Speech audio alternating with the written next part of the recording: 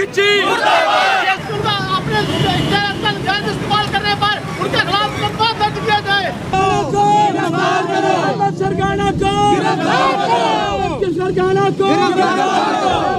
लाला बशीर चुंगी अमर सिद्धू कच्चा जे रोड पूरे आल पाकिस्तान रमानी कारवा चेयरमैन थाना सिद्धू ਦੇ ਵਿੱਚ ਇਹ ਵਾਕਿਆ ਹੋਇਆ ਹੈ। ਇਹ ਸਾਡੀ ਬਰਾਦਰੀ ਹੈ। ਅੱਲਾਹ ਪਾਕ ਇਹਨਾਂ ਨੂੰ ਦੇਖੋ ਇਹ ਸਾਡੇ ਨਾਲ ਇਹਨਾਂ ਜ਼ੁਲਮ ਕੀਤਾ ਹੈ, ਇਹਨਾਂ ਜ਼ੁਲਮ ਕੀਤਾ ਹੈ। ਉਸ ਮੁਲਜ਼ਮ ਨੂੰ ਛੱਡ ਦਿੱਤਾ 20-22 ਦਿਨ ਮੌਕੇ ਤੇ ਗ੍ਰਿਫਤਾਰ ਹੋਇਆ ਹੈ। 20-22 ਦਿਨ ਬਾਅਦ ਉਹਨੂੰ ਛੱਡ ਦਿੱਤਾ ਹੈ। ਬਕਾਇਆ ਸਾਰੇ ਘਰ ਵਾਲਿਆਂ ਨੂੰ ਧਮਕੀਆਂ ਦੇ ਰਿਹਾ ਵੀ ਤੁਸੀਂ ਮੇਰੇ ਨਾਲ ਸੁਲ੍ਹਾ ਨਾ ਕੀਤੀ ਤੇ ਮੈਂ ਤੁਹਾਨੂੰ ਸਾਰਿਆਂ ਨੂੰ ਜਲਾ ਦਾਂਗਾ। ਉੱਥੇ ਸਾਰਿਆਂ ਨੂੰ ਜਲਾ ਦਾਂਗਾ। ਇਹ ਹੁਣ ਆਏ ਆ ਲਾਹੌਰ ਨੂੰ। ਅਸਾਂ ਇੱਥੇ ਵਜ਼ੀਰ ਆਲਾ ਹਾਊਸ ਵਾਲਿਆਂ ਨੂੰ ਇਹਨਾਂ ਨੂੰ ਅਪੀਲ ਕਰਨੇ ਆ ਇਹਨਾਂ ਨੂੰ ਇਨਸਾਫ ਮਿਲੇ। ਸਾਡੀ ਬਰਾਦਰੀ ਹੈ ਰਮਾਨੀ कारवां चेयरमैन लाला बशीर।